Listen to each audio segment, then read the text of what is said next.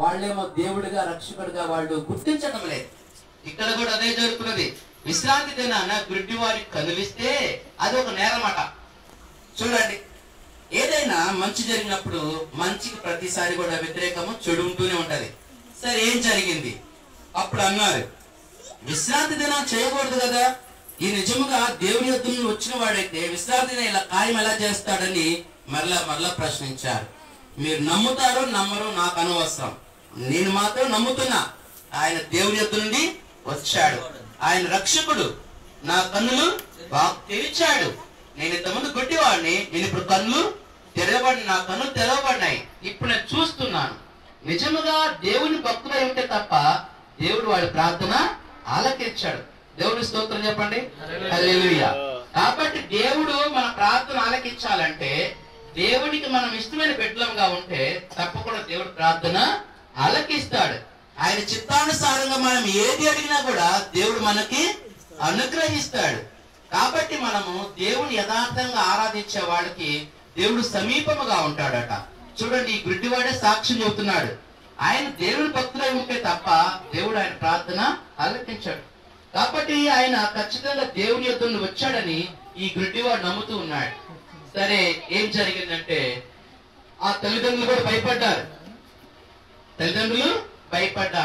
వీడొచ్చినాడు కదా, ఆయన అడగండి అంటే అప్పుడేం జరిగిందంటే ఇక ఈయనే చెప్తున్నాడు, ఈ గుడ్డివాడే చెప్తున్నాడు, నిజముగా ఆయన నేను నమ్ముతున్నాను, విశ్వసించున్నాను, నా కన్నులు తెరవబడ్డాయి. ఆయన దేవుని యొద్ద నుంచి వచ్చిన వాడు కాబట్టి దేవుడు ఆయన ప్రార్థన ఆలకించి కార్యం చేస్తాడని గుడ్డివాడు అంటే, అప్పుడు అన్నాడు దేవుడు మోషేతో మాట్లాడాడు. ఈయన ఎక్కడి నుంచి వచ్చాడు మాకు తెలియదు. చూడండి ఆ పరిస్థితులు అనేసి ఆ యొక్క గుడ్డివారిని, కన్నులు తెరబడినటువంటి ఆ యొక్క యవనస్తుని, ఆ మనిషిని సమాజంలో నుండి వెలేశారట. వెలేసిన తర్వాత మళ్ళా కొన్ని రోజుల తర్వాత ఒక సందర్భంలో మళ్ళా ప్రభు కనపెట్టాడు. కనపడితే అక్కడ వాక్యం చదువుతాము మనం. చూడండి, వాక్యంలో ఏమంటున్నాడు? యోహాను సువార్త 9వ అధ్యాయంలోనే ఏమన్నాడు అక్కడ, తర్వాత కొన్ని రోజులకి దేవుడు పాపుల మనవి ఆలకింపడని ఎరుగుదుము, ఎవడైనను దేవభక్తుడై ఉండి ఆయన చిత్తము చొప్పున జరిగించని ఎడల ఆయన వాని మనవి ఆలకించును. చూడండి, దేవుని చిత్తం చొప్పున జరిగిస్తే దేవుడు మన ప్రార్థన ఆలకిస్తాడు. నీవు దేవుని చిత్త ప్రకారంగా జీవిస్తే నీ సమస్యలన్నీ పరిష్కరించబడతాయి. దేవుని చిత్తం మనం చేయాలి. ప్రభువా, నేను ఇక్కడికి వెళ్ళటం దేవుని చిత్తమా కాదా?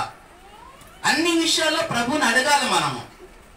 ఆదాము అవ్వ ఏదైనా తోటలో ప్రభువా ఈ పండు తినొచ్చా తినకూడదా అవ్వ అడిగిందా?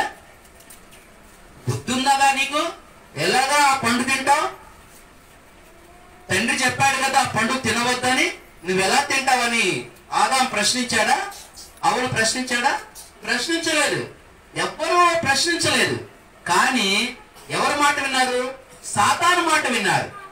వాళ్ళు అడగవలసిందంటే ఇది దేవుని చిత్తమా కాదా, ఇది తినవచ్చా తినకూడదా, ఆల్రెడీ వాళ్ళకి చెప్పబడినది. కాబట్టి మనము ప్రతి విషయంలో కూడా మనము దానిలయ్య గారు అమ్మగారు కూడా దేవుని చిత్తాన్ని తెలుసుకునేవాళ్ళట. వాళ్ళు ఉండేటువంటి తినే ఆహారం గాని, ఉంటే నివాసం గాని, ప్రభా ఇది నీ చిత్తమా కాదా, ఇక్కడ ఉండొచ్చా, అన్ని విషయాల్లో ప్రభువుని అడిగేవాళ్ళట. కాబట్టి దేవునితో మనకి సంబంధం ఉన్నప్పుడు, అబ్రహాముకి దేవునికి సంబంధం ఉన్నప్పుడు, స్నేహం ఉన్నప్పుడు, ప్రభువా ఆ గ్రామంలో 50 మంది నీతిమంతులు ఉంటే నశింపు చేస్తావా అంటే ఆ పట్టణంలో నేను నశింపు చేయను అన్నాడు. మరి 45 మంది అలా తగ్గించుకుంటా వచ్చాడు. అంటే ఆ దేవుడితో సంబంధం ఉన్నప్పుడు మనం ఏం చేస్తాం? దేవుని చిత్తాన్ని అడుగుతాం.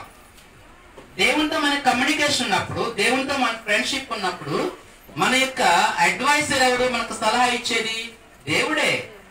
దేవుడే మనకు సలహా ఇస్తాడు. కాబట్టి మనం ఇరుగు పొరుగు వారి సలహాలు అడిగామనుకో, వాళ్ళు కరెక్ట్ చెప్పవచ్చు, చెప్పకపోవచ్చు. సో కాబట్టి మనము అన్ని విషయాల్లో కూడా దేవుని సలహా తీసుకోవాలి, దేవుని సంప్రదించాలా. దేవుని సంప్రదిస్తే మనకు మేలు జరిగింది. చూసారా? కాబట్టి ఇక్కడ అంటున్నాడు దేవుని చిత్తం జరిగిస్తే దేవుడు తప్పకుండా వాళ్ళ ప్రార్థన ఆలకిస్తాడని వాక్యంలో చూస్తున్నాం. కాబట్టి మనము దేవుని చిత్తం చేయాలా. దేవుని చిత్తం చేసినప్పుడు మన అన్ని